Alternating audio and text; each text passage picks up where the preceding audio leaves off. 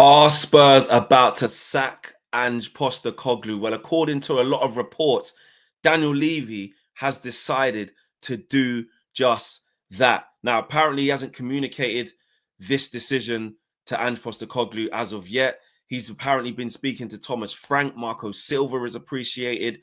And some reports are going further and saying that he has agreed to sack Ange Postecoglou after Spurs won their first trophy in 17 years, winning the Europa League against Man United. And Big Ange could be out the door, mate. Big Ange could be gone. And you know what? On one side of the coin, it's extremely harsh. It's extremely harsh because they've won their first trophy in 17 years. Could this be a platform to go on to other things? But let's be real. Finishing 17th in the league with the amount of losses they've had, he's been there for 2 full seasons. They have way more questions than answers as to whether he's the right man. And that shouldn't be the case after 2 years. So from a footballing perspective, he should be sacked. You can't finish 17th at a club like Spurs, at a club like Spurs that are looking to win things, that are looking to shake off this narrative that they're not successful, which has been a true narrative. And he's broke that. But you can't be doing that at the expense of finishing 17th in the league.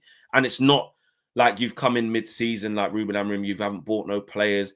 This team plays in your image. These are your players. You've bought a lot of these players. You've shaped the team to how you want it to be. And for Ange to finish 17th is a total disgrace. Total and utter disgrace. But on the flip side, people, I'm not going to lie. On the flip side, he's achieved something that Spurs fans of this generation probably thought they would never see again.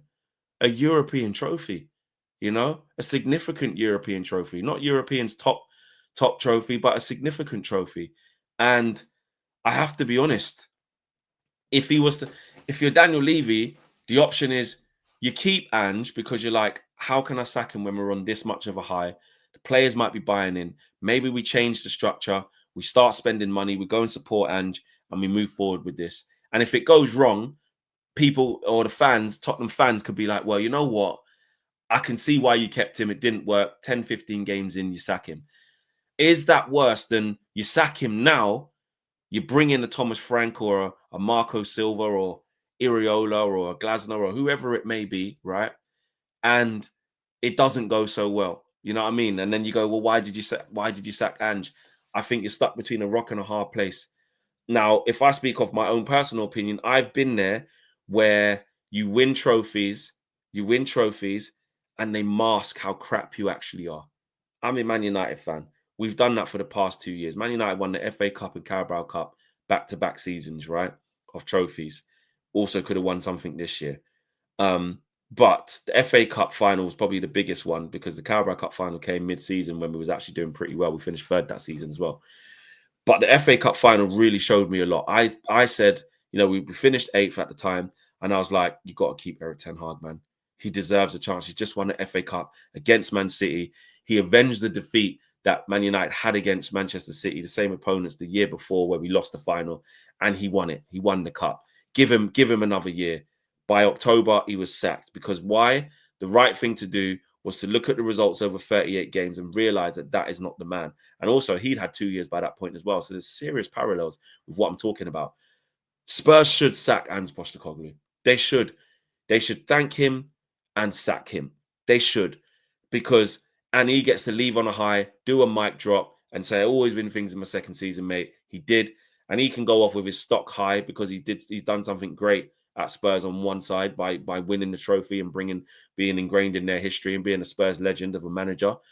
But also, he gets to move on because they've been total crap. Like the myth that Spurs are only rubbish because of their injuries is just stood on too much. They're not only crap because of their injuries. They're not.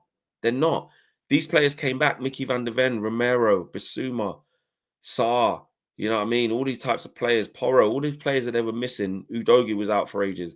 They came back. They were still losing a lorry load of games. Do you know what I'm saying?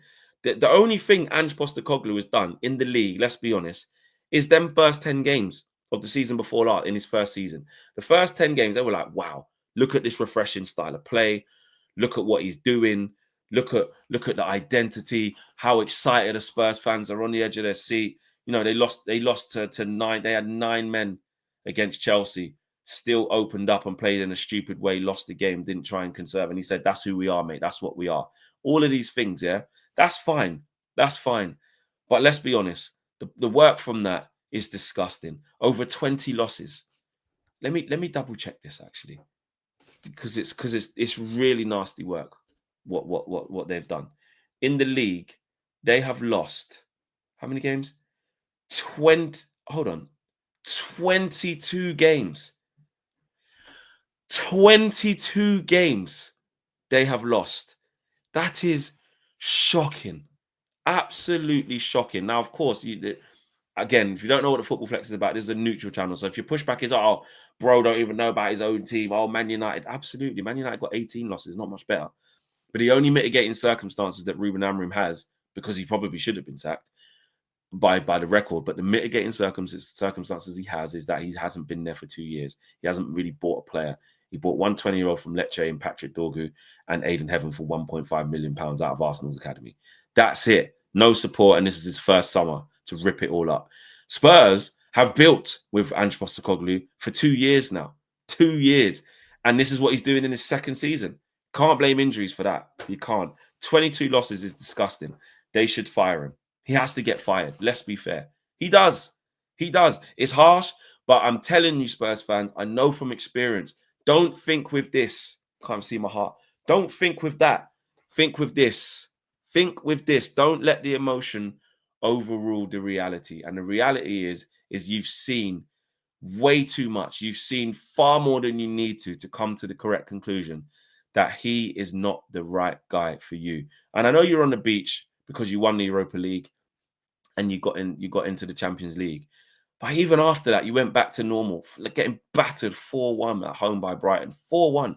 Now, I know, obviously, even that one, you throw the towel in, the players are probably still drunk. They really didn't care, obviously. But come on, man. Come on. 22 losses. It's if we finish like 10th, you know what I mean? Something like that, 9th, in the top 10, you go, listen, it's a bad season, but look what we done. 17th is too low. So it's too low. And in my opinion, like I say, I think you got to let him go. It's not gonna be nice, you know, but you got to. But the reports are saying Thomas Frank. What are you guys saying about that? Is Thomas Frank the answer? Is Marco Silva the answer? If they could go and get Glasner out of Palace, would he even leave? He's in the Europa League now with Palace, won their first trophy in their history. Iriola at Bournemouth has done a good job, tailed off towards the end of the season, but they still done a really good job.